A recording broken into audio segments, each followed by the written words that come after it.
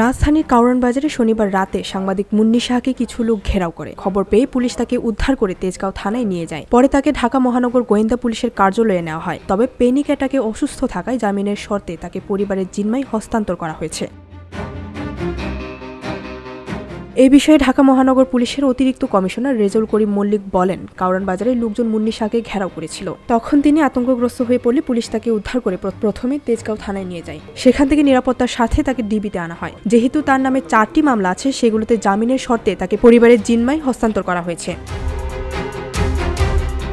তবে এর আগে তেজগাঁও থানার ওসি মোহাম্মদ মুবারক হোসেন জানান, সাংবাদিক মুন্নি শাহ রাত 10টার দিকে কাউরান বাজারের জনতা টাওয়ারের অফিস থেকে বের হওয়ার পর কিছু লোক তাকে ঘিরে ধরেন। খবর পেয়ে ঘটনাস্থল থেকে তাকে উদ্ধার করে থানায় আনা হয়। তার বিরুদ্ধে মামলা থাকায় গ্রেফতার করা হয়।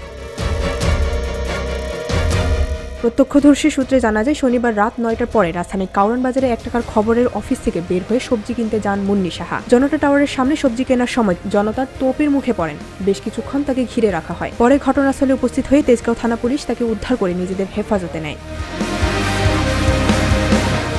মুন্নি শাহ 1 টাকার খবর নামের একটি অনলাইন পোর্টালের সম্পাদক। গত 6 অক্টোবর মুন্নি শাহর সব ধরনের ব্যাংক হিসাবে তথ্য চায় বাংলাদেশ ফিনান্সিয়াল ইন্টেলিজেন্স ইউনিট। চিঠিতে মুন্নি শাহর আমানত, ঋণ, credit card, foreign trade, exchange, locker ও অফশোর ব্যাংকিং এর তথ্য চাওয়া হয়।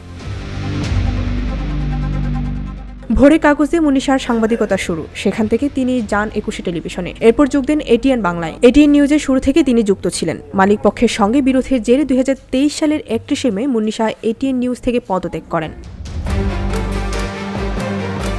গত জুলাই আগস্টে ছাত্র জনতার আন্দোলনে রাজধানীর যাত্রাবাড়ী গুলিতে শিক্ষার্থী নাইম হাওলাদার নিহতের ঘটনায় একটি মামলা হয়েছে। গত 22 আগস্ট যাত্রাবাড়ী থানায় ওই মামলা করেন নিহত শিক্ষার্থীর বাবা মোহাম্মদ কামরুল ইসলাম।